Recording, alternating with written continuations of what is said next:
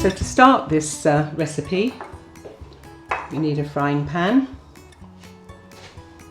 and let that warm up for a little bit. Then you just put in the oil.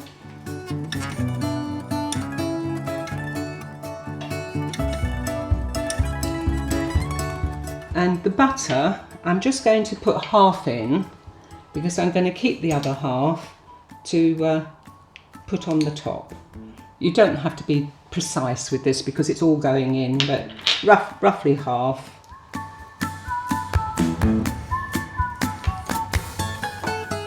Just let that melt down. As you can see, it's starting to bubble and sizzle already. So I'll put the onions in because I don't want them to burn.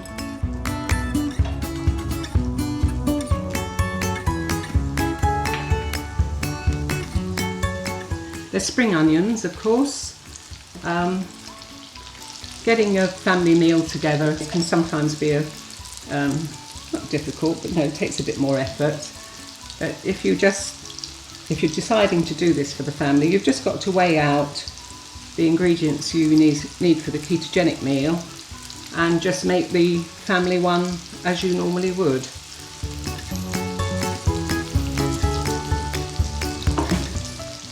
They're starting to soften up, so the meat can go in because the onions will continue cooking with the meat.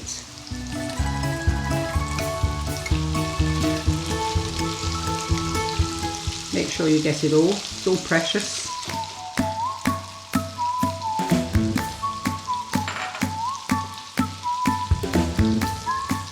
Make sure there's no large lumps in it.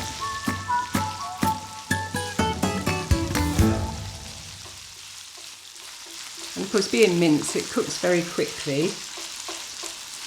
but we're just browning it for now.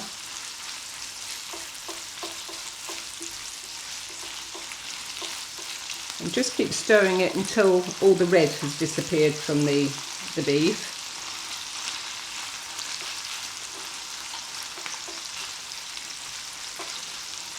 As you can see, it doesn't take very long at all. That's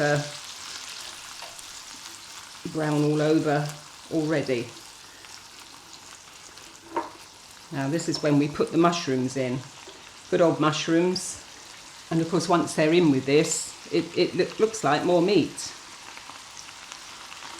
I use the chestnut mushrooms for a couple of reasons. They're nice and firm. They keep longer in the fridge when you're storing them.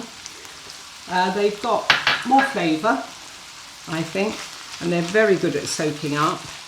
But if you want to use just the ordinary mushrooms, the filled ones or button mushrooms, then that's fine. The choice is yours. You see, that's beginning to look like quite a decent sized meal. If you're familiar with other ratios, and I expect you may be, 4:1, you won't get anything like this. But when you get on to the modified versions, then of course you do get quite a good allowance.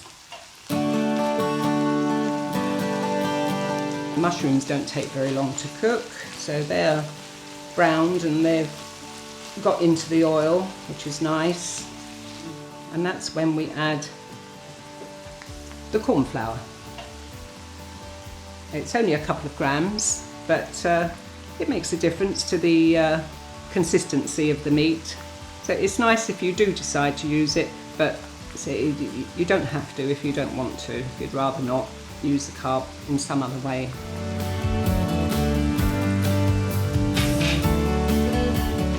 Just stir that in. The beauty of corn flour is it doesn't go lumpy like ordinary flour. So you can just put it in like that. There's no need to mix it with some water. Just put it in. And then you get your stock. I'm just going to give that a stir because it's settled a bit. Now this is just Knorr chicken stock, and you might wonder why am I putting chicken with beef, but chicken enhances other flavours, and it's a good all-rounder. You can use chicken stock no matter what meat you're using.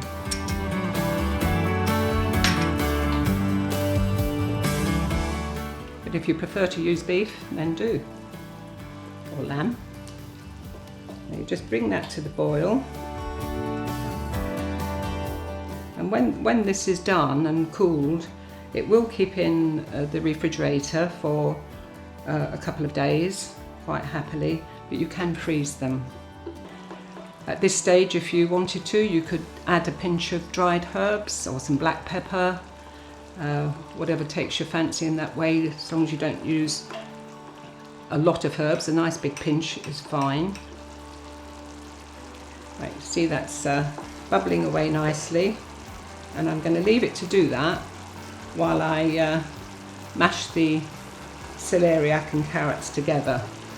Now I only do a rough mash of them. You can do it as fine as you like. If you've cooked them till they're really, really soft, they mash down quite readily. I'm doing it like this because I have a personal preference for vegetables not being overcooked. So I would rather see them not so fine, but if you boil them down till they're a bit mushy, then you'll get a far finer mash. And I'm keeping an eye on the mince at the same time, and I can see that it's bubbled away there, and it's reduced quite a lot. I don't want to reduce too much because I don't want the gravy to disappear, so I'm just going to lift that off the heat for a while now. Just leave it to one side, that won't come to any harm. And I'm going to add the carrot to this and hopefully get them all mixed together for you. Now you can see, now I've got it going, it's mashing down quite nicely. And when I put it on top of the meat, you'll see that it looks better than it does in this bowl. Now I won't bore you with any more of that. I'm going to show you what happens next. Tidy up your bowl so that you've got everything there. And then you get your cooking dish. Now I like these, they're traditional, but you can put it in any suitable container, and it has to be a container that goes either in the oven or under the grill, so they'll be the same thing. Your meat is cooked. That will simmer away for 10 or 15 minutes under normal circumstances, and then you can put it in there and by grilling it, and it'll be ready to eat. If you only do it for 5 or 10 minutes on there, then you can put it in the oven, it'll continue cooking in the oven.